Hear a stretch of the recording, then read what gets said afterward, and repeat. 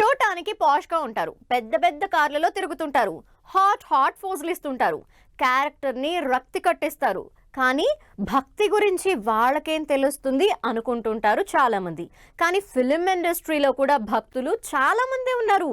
Star హీరోలు, heroines అందరూ God is great అంటుంటారు. అలాగే బాలీవుడ్ బంగారం జాన్వీ కపూర్ కూడా దేవుడంటే దేవుడే అంటోంది. షూటింగ్ కి గ్యాప్ దొరికిందంటే చాలు 2 చేతులెత్తి దండం పెడుతోంది. బాలీవుడ్ బంగారం జాన్వీ కపూర్ దైవ భక్తిలో మునిగిపోతోంది. ఇండస్ట్రీలో చాలా మంది హీరోయిన్స్ ఛాన్స్ దొరికితే చాలు ఫారిన్ టూర్స్ కి చెక్కేస్తుంటారు, వెకేషన్స్ ని ఎంజాయ్ చేస్తుంటారు. కానీ జాన్వీ మాత్రం సందు దొరికితే చాలు స్పిరిచువల్ డెస్టినేషన్ ని సెలెక్ట్ చేసుకుని వెళ్ళిపోతుంది.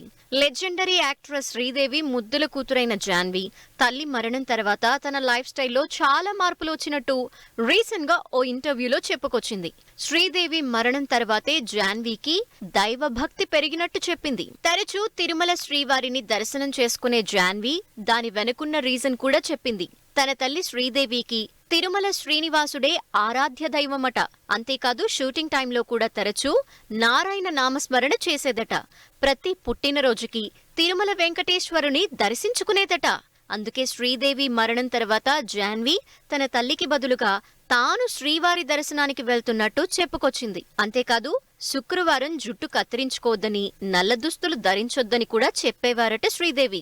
మొదట్లో పట్టించుకోకపోయినా తల్లి మరణం తర్వాత ఆ నమ్మకాలన్నింటినీ పాటిస్తోందట జాన్వీ. ప్రస్తుతం జాన్వీ కపూర్ హిందీతో పాటు తెలుగులో బిజీ అవుతోంది. బ్యాక్ టు బ్యాక్ స్టార్ హీరోల సినిమాల్లో ఛాన్స్లు దక్కించుకుంటూ దూసుకెళ్తోంది. ఎన్టీఆర్ కొరటాల కాంబోలో తెరకెక్కుతోన్న దేవర మూవీతో పాటు రామ్ చరణ్ బుచ్చిబాబు కాంబినేషన్ లో రాబోతున్న మరో మూవీలోనూ హీరోయిన్ గా చేస్తోంది. ఇవి కాక బాలీవుడ్ లో మరో 2 సినిమాలు రిలీజ్ కి రెడీ అవుతున్నాయి.